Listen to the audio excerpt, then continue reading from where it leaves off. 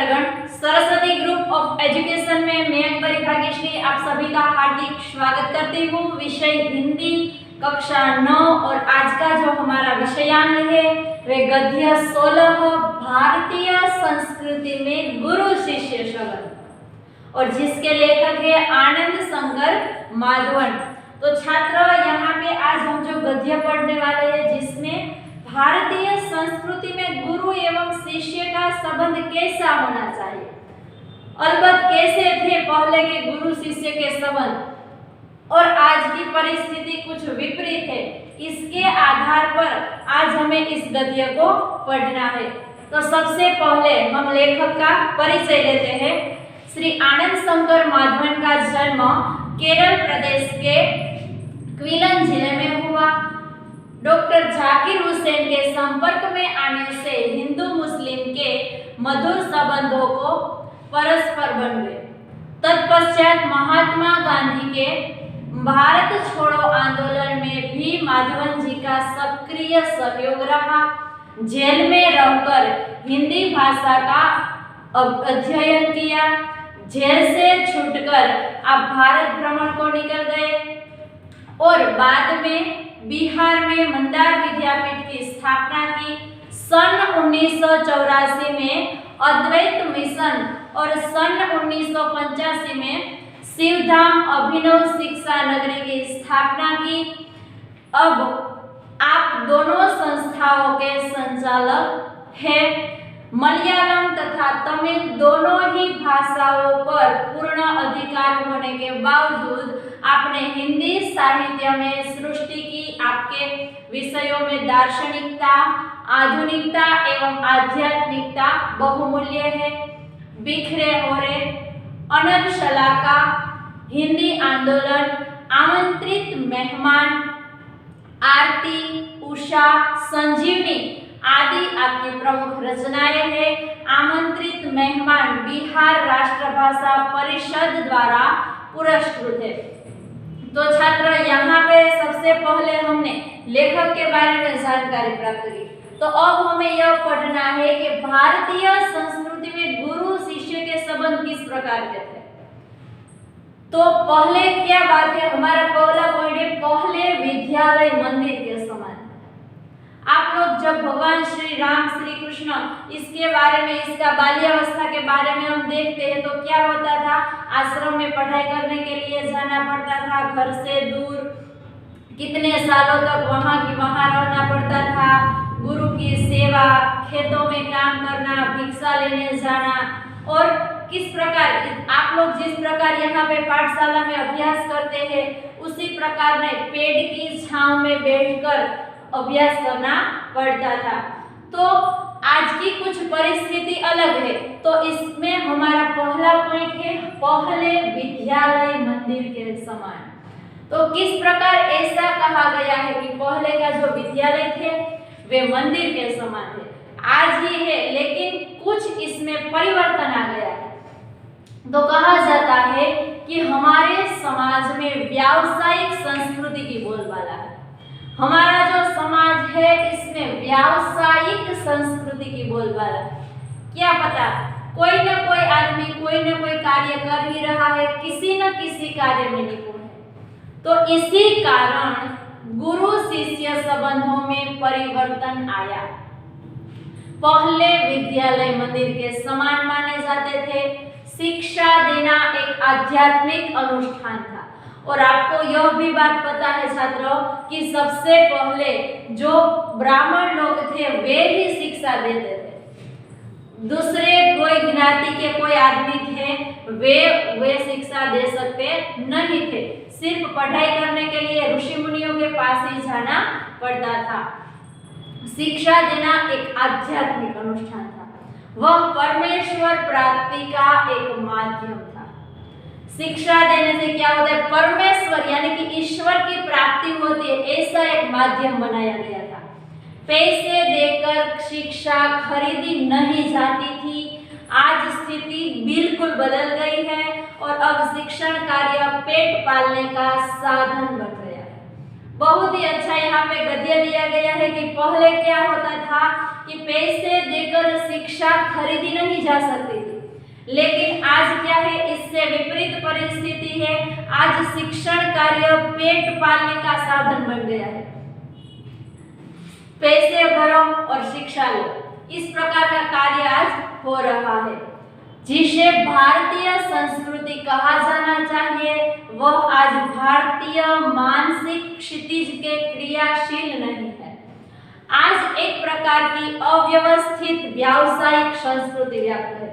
पहले के समय में क्या कहा जाता था, ऋषि मुनियों के द्वारा हमें ज्ञान अर्जित किया जाता था, तो वे हमारी भारतीय संस्कृति थी। लेकिन आज कुछ अव्यवस्थित व्यावसायिक संस्कृति व्याप्त हो गई है, जिसकी जड़ कहां से आई है, शायद यूरोप में है। भारतीयों के सार्वजनिक व्यवहार में गुरु शिष्य संबंध का भी तदनुरूप परिवर्तन हो गया। किस प्रकार, जिसका जड़ कहां पे है, यूरोप में है, उसी के आधार पर गुरु शिष्य संबंध में भी परिवर्तन आ गया। और इसके बदौलत क्या हुआ कि यहाँ गुरु वेतन भोगी नहीं होते थे और न शिष्य को ही शुल्क देना पड़ता था। भारतीय संस्कृति थी जब पहले के समय में, तब गुरु वेतन भोगी नहीं होते थे कि हाँ मुझे पैसे दो, तत्पश्चात मैं आपको विद्या दूंगा। और पहले के शिष्य भी ऐसे नहीं थे जिनको शुल्क देना पड़ता था पढ़ाई करने के लिए। पैसे देकर विद्या खरीदने को यह क्रय विक्रय पद्धति निसंदेह उस भारतीय मिट्टी का उपज नहीं है। आनंद शंकर माधवन ने ऐसा कहा है कि ऐसी उपज हमारी भारतीय नहीं है कि पैसे देकर अगर शिक्षा खरीदी जा सके। ये हमारा भारतीय का जो जड़ है वे बिल्कुल नहीं है। पैसे देकर विद्या खरीदने यह क्रय विक्रय पद्धति कहा है इसमें। और तत्पश्चात बताया है कि शिक्षणालय एक प्रकार के आश्रम अथवा मंदिर के समान है। शिक्षणालय जिसके वहां हम जाते हैं, हमें कुछ न कुछ नया सीखने को मिलता है। आप लोग हर रोज पाठशाला आते हो, कुछ न कुछ नया सीख कर जाते हो, तो उसी प्रकार एक मंदिर के समान थी। गुरु को साक्षात परमेश्वर ही समझा जाता था। गुरु की सेवा करना, गुरु का आदर करना, गुरु जो भी कुछ बातें कहे उसका सम्मान करना, उसके आधार पर अनुसरण करना, ये सारी बातें पहले के समय में थी। और लेकिन आज क्या हुआ, पहले ऐसा भी कहा जाता था कि शिष्य पुत्र से अधिक प्रिय होते थे। शिष्य पुत्र से अधिक प्रिय होते हैं।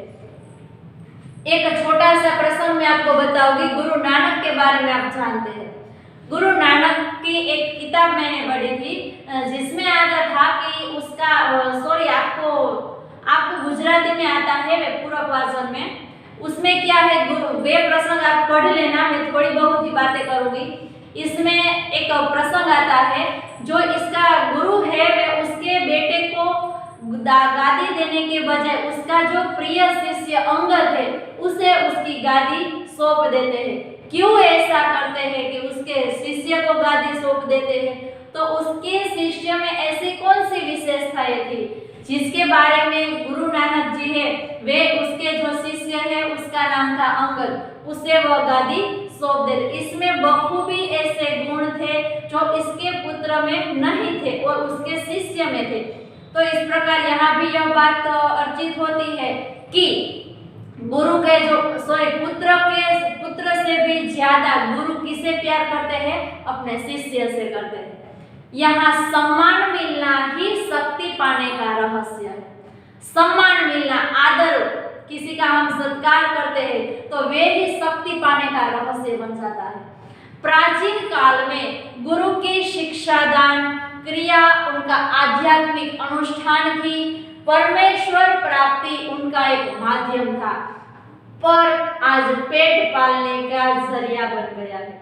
पहले के समय में गुरु जब शिक्षा देते थे तो क्या था, उसका आध्यात्मिक अनुष्ठान था, उसकी परमेश्वर की प्राप्ति हो, ऐसी प्रतीति होती थी। लेकिन आज कुछ विपरीत हो गया है। आज ऐसा लगता है कि आज पेट पालने का जरिया बन गया है। शिक्षा दो, बाद में उसकी तनख्वाह लो, पैसे लो, जिसके आधार पर आज क्या बन गया है, पेट पालने का एक जरिया बन गया है। तो छात्र, इसके बाद हमारा अगला पॉइंट है भारतीयों का स्वभाव। आज की स्थिति हमने देख ली कि पहले के समय में विद्यालय मंदिर के समान थे और आज क्या है, शिक्षा देने के बजाय क्या होता है, पैसे कमाने का जरिया बन गए हैं। और इसके बाद हमें देखना है भारतीयों के स्वभाव के बारे में।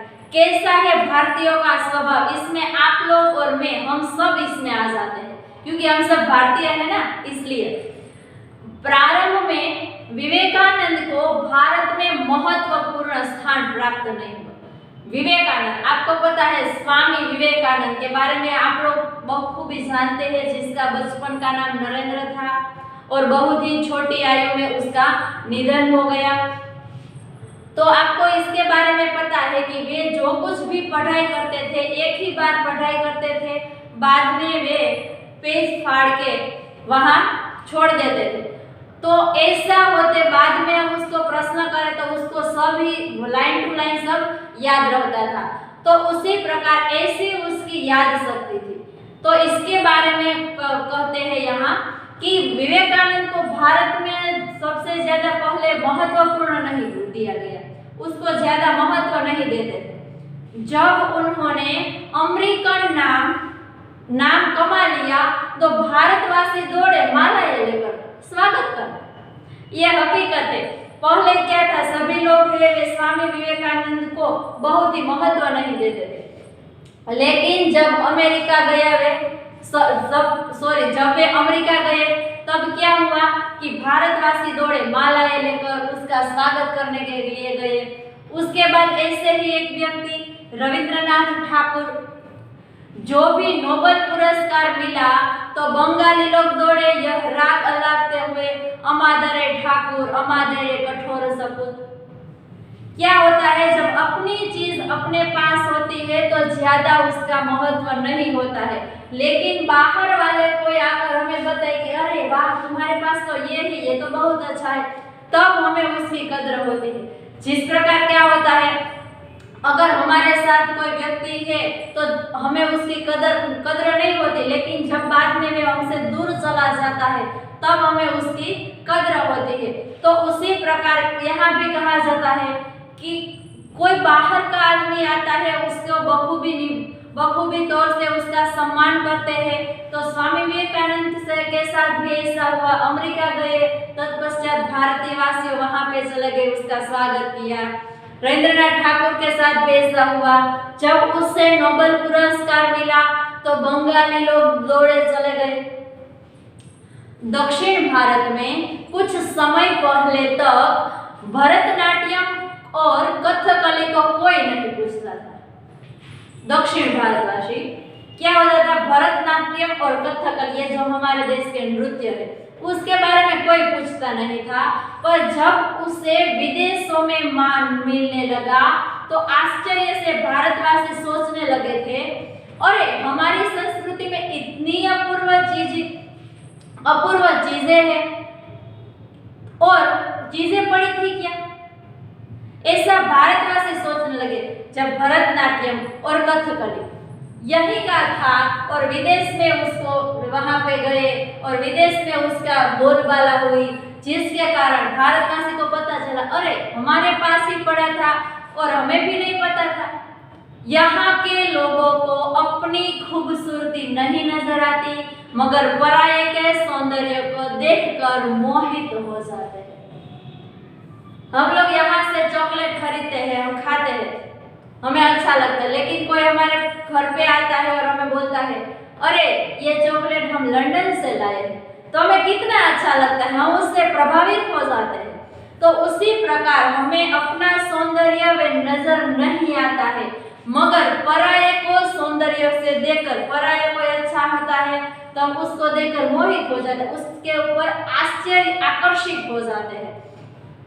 जिस देश में ज्ञान पाने के लिए मैक्स मुलर ने जीवन भर प्रार्थना की, उस देश के निवासी आज जर्मनी और विलायत जाना स्वर्ग जाने जैसा अनुभव करते थे। एक आदमी था मैक्स मुलर, वे ऐसा सोचता था कि मुझे जीवन भर यहाँ पे जाना है, भारत में जाना है। उस देश के निवासी आज क्या जीवन भर प्रार्थना की कि मुझे यहाँ पे जाना है, लेकिन वे नहीं आ पाए। और आज हम इसी देश में रहते हैं, भारत में ही रहते हैं, और हम लोग जर्मनी जाए या कोई विलायत जाए तो हम उसको स्वर्ग मानते हैं। हाँ, हम तो वहां चले जाने वाले हैं, वे तो स्वर्ग है। ऐसा कभी हमें सोचना नहीं चाहिए। जाने अनुभव करते हैं। ऐसे लोगों को प्राचीन गुरु शिष्य संबंध की महिमा सुनाना गधे को गणित सिखा जैसा व्यर्थ प्रयास ही हो सकता है। कभी कभी हम बोलते हैं ना, गधे को गणित सिखाए वैसा, कि कुछ समझ में ही नहीं आते और उसको हम गणित सिखाते हैं तो उसका हमारा जो प्रयास होगा वो व्यर्थ ही होगा, क्योंकि उसके मन मस्तिष्क में कोई बदलाव आएगा नहीं। तो उसी के आधार पर कहा जाता है कि हम जिस देश में हैं, हमारी संस्कृति जो कुछ भी है, हमें उसका सम्मान करना चाहिए, उसको आदर देना चाहिए।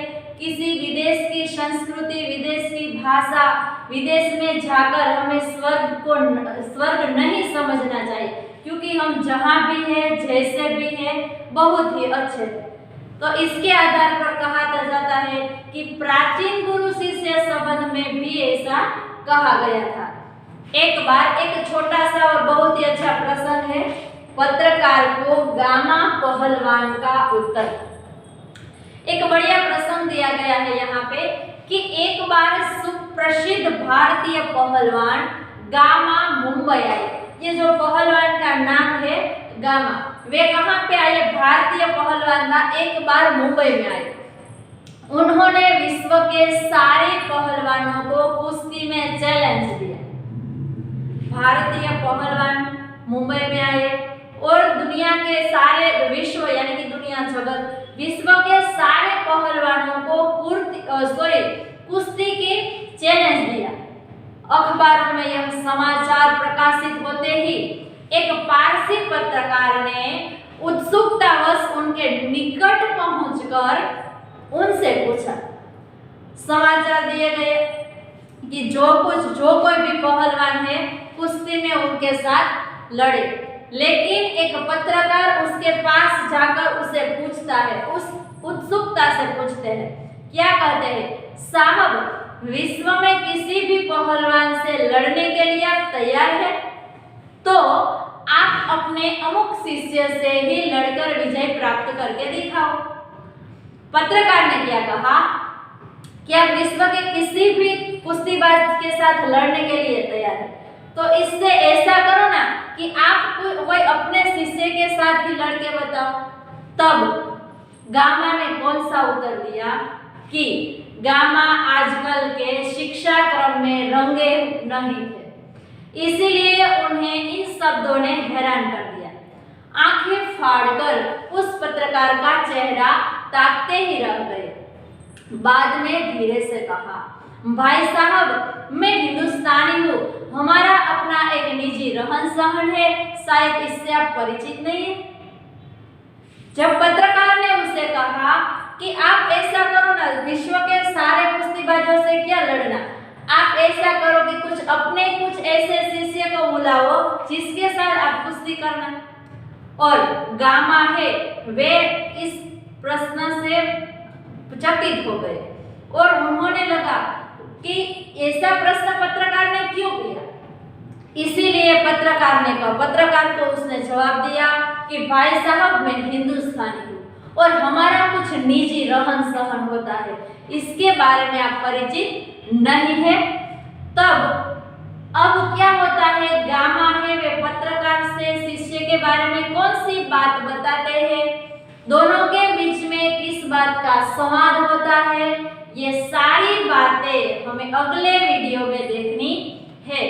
तो यहाँ पे यह वीडियो यहाँ पे खत्म करते हैं। भारतीय संस्कृति में गुरु शिष्य संबंध हमने यहाँ पे 4 पॉइंट पे बात की। पहले विद्यालय मंदिर के समान थे और आज की स्थिति क्या है, शिक्षा देने के लिए शिष्य को क्या करना पड़ता है, पैसे देने पड़ते हैं। तत्पश्चात है भारतीयों का स्वभाव कि हमारे पास जो कुछ भी है इसका हमें गर्व नहीं है, लेकिन जब स्वामी विवेकानंद, रविंद्रनाथ ठाकुर विदेश में गए और वहां उसकी चर्चाएं होने लगी, तब भारतवासी और बंगाली लोग उसका स्वागत करने के लिए गया।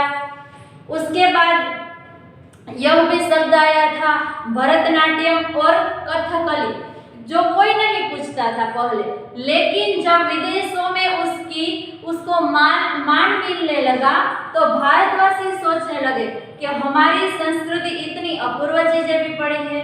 तो इसके बारे में हमने चर्चा की। तत्पश्चात एक यहाँ पे प्रसंग आता है कि गामा पहलवान है, वे भारतीय है और वे मुंबई आता है और न्यूज में वे सभी को चैलेंज करता है कि विश्व के सारे कुश्तीबाज है, उसको चैलेंज करता है कि आप उसके साथ लड़े। लेकिन एक पत्रकार है, वे गामा को प्रश्न करता है कि आप कोई अपने ऐसे शिष्य के साथ ही क्यों नहीं लड़ते। तब गामा उसको जो उत्तर देता है, उसके उत्तर में कौन सी बात की गई है, इसके बारे में हमें अगला वीडियो देखना होगा। इसी वीडियो में आपको होमवर्क दिया गया है, आपको एक बार लिखना है। तो छात्रा, यहाँ पे आपका होमवर्क दिया गया है, केवल 2 ही प्रश्न है। पहला है प्राचीन काल में भारतीय शिक्षा केंद्र कैसे थे, और दूसरा है यूरोप के प्रभाव के कारण आज गुरु शिष्य संबंधों में क्या अंतर आया है।